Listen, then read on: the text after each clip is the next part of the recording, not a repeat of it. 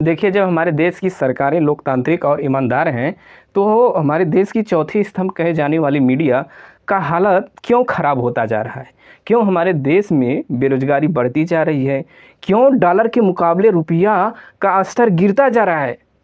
आखिर क्यों भारत भूटान से भ्रष्टाचार के मामले में 67 स्थान पीछे है? और क्यों tax, diesel, petrol, gas cylinder सभी चीज़ों का दाम दोगुना तिगुना करने के बावजूद विदेशों से कर्ज लेना पड़ रहा है? आखिर लोकतंत्र के पतन का क्या कारण है? शायद आप लोगों ने भी ये चीज़ें सोचकर इग्नोर कर दिया होगा, लेकिन हम आज इन्हीं सारे बातों का विश्लेषण करेंगे और जानने का कोशिश करेंगे कि आखिर इसके कारण क्या हैं। देखिए, हमारे देश की जनता साक्षर है, शिक्षित नहीं। वो ऐसे कि हमारे देश के जो नेता हैं वो अपने आप को ईमानदार बताते हैं, पर जब उनके पीछे जांच एजेंसियां लगाई जाती हैं तो अधिकतर मामले में कहीं ना कहीं उनका तार करप्शन से जुड़ ही जाता है। फिर इसके बाद करप्टेड और नीचा दिखाने का जोर शोर से हल्ला किया जाता है। हालांकि वो अलग बात है कि कुछ दिनों में मामला आपस में सलटा लेते हैं, लेकिन ऐसा नहीं कि ये सिर्फ आज की सरकारें में हो रही है, पहले भी ऐसा ही होता। लेकिन हाल के दिनों में कुछ चीज़ें तेज़ी से बदल रही हैं। जैसे मीडिया की स्थिति विश्व रैंकिंग में अब 161 स्थान पर है, टोटल 180 देशों में, निचले पायदान पर। वहीं करप्शन के मामले में भारत का स्थान 40 अंकों के साथ 85वें स्थान पर है। वहीं डीजल की दाम में 75%, तो पेट्रोल में 45% के दाम की वृद्धि हुई है।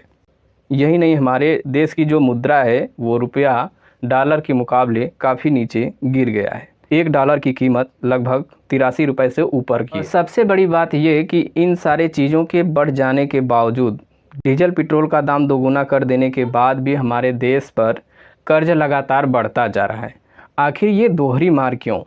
इसके कारण क्या है? देखिए, ट्रांसपेरेंसी इंटरनेशनल एक संस्था है जो प्रतिवर्ष 180 देशों में करप्शन का इंडेक्स निकालती है, जिसमें भारत की स्थान 85वें स्थान पर है। और इसमें जो पहले स्थान पर देश हैं, उनका सीधा सीधा संबंध उनके राष्ट्राध्यक्षों के वेतन से संबंधित है। यानी आप ऐसे समझिए कि जिन देशों में करप्शन कम है वहाँ के राष्ट्राध्यक्षों का वेतन अच्छा खासा है। जैसे कि सिंगापुर के प्रधानमंत्री का जो वेतन है वो 13 करोड़ है भारतीय रुपए में, और यहाँ पर करप्शन भी बहुत कम है। वहीं ऑस्ट्रेलिया, अमेरिका, न्यूजीलैंड, ये सारे ऐसे देश हैं जहाँ पर करप्शन कम है और यहाँ के राष्ट्राध्यक्षों का वेतन अच्छा खासा है। आप ऐसे भी अंदाज़ा लगा लीजिए कि एक नेता के पीछे लगभग 4-5 गाड़ियाँ चलती हैं, हज़ारों की संख्या में लोग होते हैं। उनके एक एक गुरुओं का जो वेतन होगा वो लाखों में होगा, और इनके वेतन 1 लाख है पर मंथ। 2018 में बढ़ी हुई है, इससे पहले 50,000 था। यानी आप कैसे कह सकते हैं कि ये 1 लाख में इनकी खर्चा चल जाता होगा?